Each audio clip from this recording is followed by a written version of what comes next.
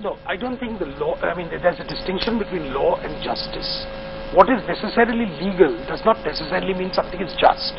I think that all jurists will agree that theoretically are not necessarily compatible. But to get back to Mr. Jilani's point about who the litigants are, if you are going to limit this dispute to one which involves the Babri Masjid Action Committee, the Sunni Waqf Board, or the Vishwa Hindu Parishad, or Nimroi Akhada, or some other place, I think you're narrowing the scope of it.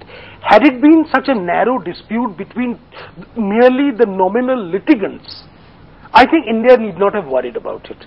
Neither would we have seen such a mobilization, a reaction, etc., as we saw in the 1990s.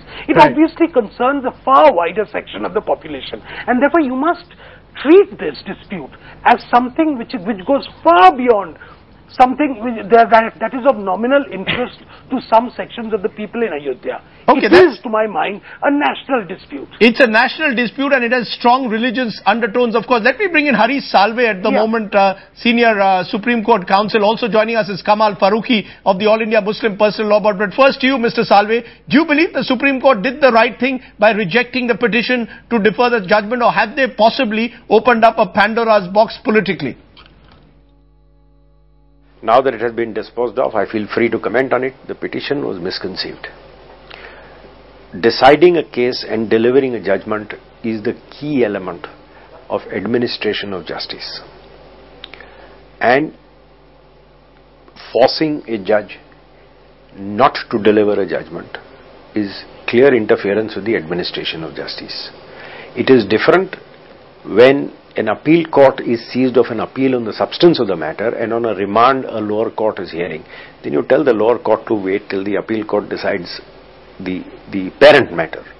But in a case like this, where the case is only in the High Court, a request is made to the High Court, please do not deliver judgment. High Court says nothing of the sort. You cannot bring the matter to Supreme Court and get the High Court to stop itself from delivering justice. It is entirely for the judges, and it's their discretion when they want to deliver judgment, how they want to deliver judgment, and how they will pronounce judgment. And there is no scope for any judicial interference. But you know, the big argument in this, and through the court this was made, the consequences of a judgment are not as important as the judgment itself. The Supreme Court today said the judgment is what matters, not the consequences. That is something for the state to handle. Is that a principle that you would also agree, and that's the basic principle which the court has affirmed today?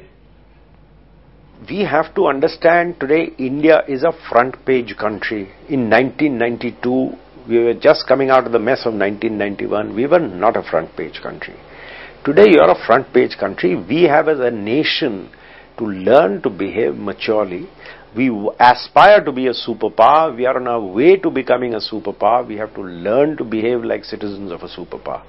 And I'm sure Indians have the equanimity to deal with adverse verdicts which may suit one community or the other, and to deal with it in accordance with the Constitution. There are fringe groups who will want to remind all of us that they exist, and this is their day in the sun when they get to make noise, and for them our security forces, whose taxpayers' money is spent on, are there for this day, and they will deal with those people with the firmness they deserve to be dealt with. And I'm sure that's how we have to learn to deal with these problems. We can't run away from these problems.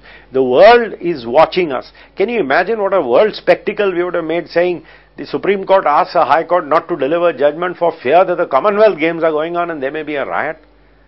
I mean, are we a democracy governed by the rule of law, or are we a banana republic?